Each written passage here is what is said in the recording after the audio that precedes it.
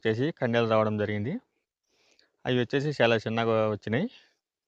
దాని గురించి ఈరోజు తెలుసుకోవడం జరుగుతుంది. ఇది మనం వచ్చేసి మోనోసెంట్ కంపెనీ వేయడం జరిగింది. ఇది ఐపీరియడ్ వచ్చేసి నెంబర్ వచ్చేసి BC3519F అనే కంపెనీ మనం వేయడం జరిగింది. ఇది వచ్చేసి మనకు ఎకరాకు 50 క్వింటాలు అవుతాయని చెప్పడం జరిగింది. ఇప్పుడు చూస్తే మనకు ఎకరాకు 20 క్వింటాలు అయ్యే అవకాశం కూడా కనిపించడం లేదు. ఇది చాలా కర్రగుత్త చూడండి, చాలా సన్నగా ఉంది. దీనికి మామూలుగా వచ్చేసి 3 రావాలి ఒక కర్రకు వచ్చేసి. హాయ్ ఫ్రెండ్స్, మీరు చూస్తున్నది small new farmers Telugu YouTube channel. నేను మీ శ్రీరాముల్ని. మొదటిసారిగా మన ఛానల్ చూస్తున్నట్టయితే లైక్ చేయండి, సబ్స్క్రైబ్ చేసుకోండి, అలాగే బెల్ ఐకాన్ క్లిక్ చేసి ఆల్ అనే ఆప్షన్ని ఆన్లో ఉంచుకోండి. ఈరోజు టాపిక్ వచ్చేసి మన మొక్కజొన్న అనేది అయిపోవడం జరిగింది. కాకపోతే ఈ కంకి చిన్నగా రావడం జరిగింది. కంకి అనేది చిన్నగా రావడం వల్ల ఈసారి లాస్ అనేది భారీగా వచ్చింది. కంకి సైజు రాలేదు కాబట్టి చాలా చిన్నగా రావడం జరిగింది. అన్నీ అంతే రావడం జరిగింది. ఈ కూలోళ్ళు తీయడానికే మనకు 3 ఎకరాలు చెప్పి 60 మంది పడడం జరిగింది. వాళ్ళకే 26,000 దాకా కూలీలు ఇవ్వడం జరిగింది. కాకపోతే మనకైన పంట వచ్చేసి ఎకరాకు 12 క్వింటాలు రావడం జరిగింది. అంటే మనకు 2,000 వేసుకున్నా కానీ ఎకరాకు వచ్చేసి 24,000.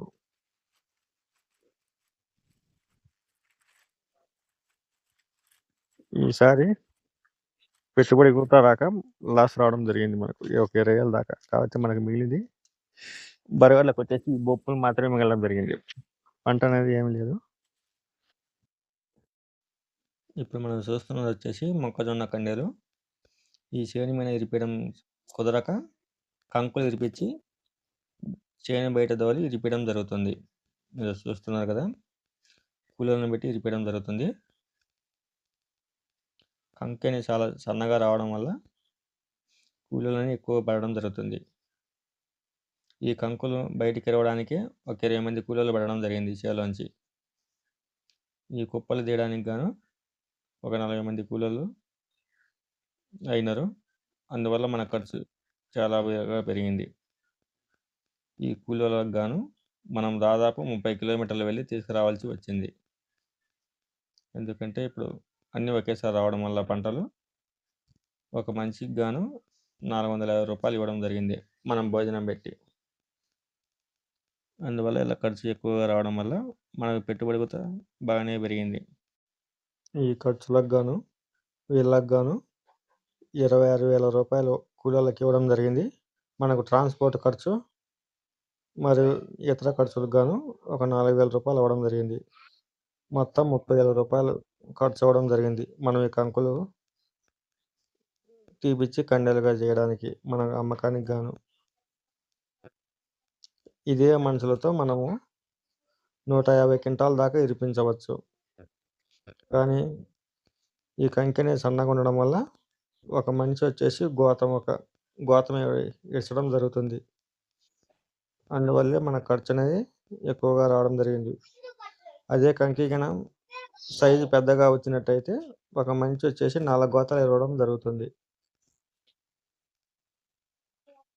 చిన్నగా రావడం వల్ల ఖర్చు పెరిగింది, పెట్టుబడి కూడా ఎక్కువగా రావడం జరిగింది.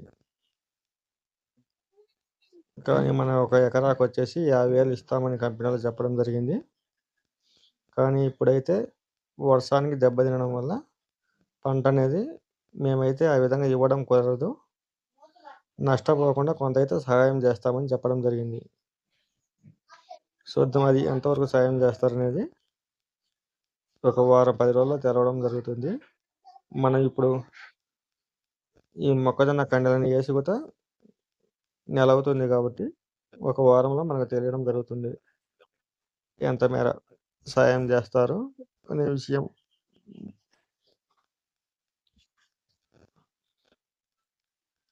కాబట్టి వాళ్ళు చెప్పేది ఏంటంటే వర్షానికి దెబ్బతిందని చెప్పడం జరుగుతుంది.